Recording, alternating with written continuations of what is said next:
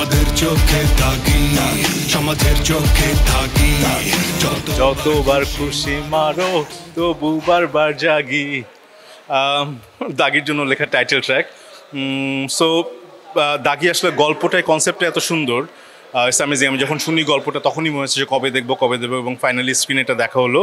But গল্প শুনে যতটা মুগ্ধ হয়েছিলাম, আজকে দেখার পরে সব কিছু মিলিয়ে অডিও ডিজাইন থেকে শুরু করে ভিজুয়াল এভরিথিং ইট ওয়াজ ফ্ললেস। আমার আসলে খুবই মনে দাগ কেটেছে।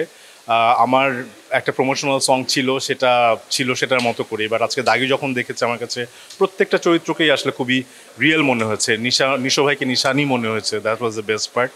এবং বাকি সবাই তমা সুনেরা সবার। এবং আমার কাছে মনে হয়েছে যে শিহাব ভাই যেভাবে গল্পটা বলতে চেয়েছেন, গল্পটা যা ছিল এবং উনি খুব সুন্দর করে সেটা আসলে বলতে পেরেছেন। সো আমার কাছে মনে হচ্ছে সব কিছু ছাপিয়ে দাগির গল্পটা হচ্ছে হিরো দাগির, এবং এই গল্পটা আসলে মানুষজন মনে রাখবে এবং আমার মনে হয় এটা একটা বেঞ্চমার্ক সেট করলো। So all the best for দাগি। এটা তো খুবই অদ্ভুত ছিল। সো যখন টাইটেল ট্র্যাকটা লিখেছি, সো আমার কাছে মনে হচ্ছে যে পুরো গল্পটাকে যদি সামারাইজ করা যায় তাহলে কেমন হয়। সো সেটাই চেষ্টা করেছি, কিন্তু যখন শুনলাম যে নিশো ভাই গানটা গাইবে তখন আমার কাছে আরও অদ্ভুত লাগলো। এবং নিশো ভাই আমি নিধি মিলে স্টুডিওতে জাস্ট 1 ঘন্টার মধ্যে পুরো রেকর্ডিংটা হয়েছে, আমরা ছিলাম।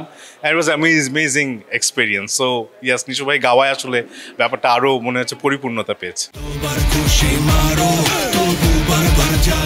নিশো ভাইকে তো আমরা জানি যে আসলে উনি এমনিতে ক্যাজুয়ালি উনি গান করেন, আড্ডায় গান করেন, কিন্তু নিশো ভাই আসলে গানের গলা খুব ভালো এবং উনি গিটারও বাজাতে পারেন, গিটার বাজিয়ে সুন্দর স্কেলে গান করেন। তো সব কিছু মিলিয়ে আমাদের কাছে মনে হচ্ছে নিশো ভাইকে আসলে ইউজ করা উচিত। বাট অভিনয় উনি যেমন করে চর্চার মধ্যে আছেন, যার কারণে নিশো ভাই অভিনয় এত পরিপূর্ণ।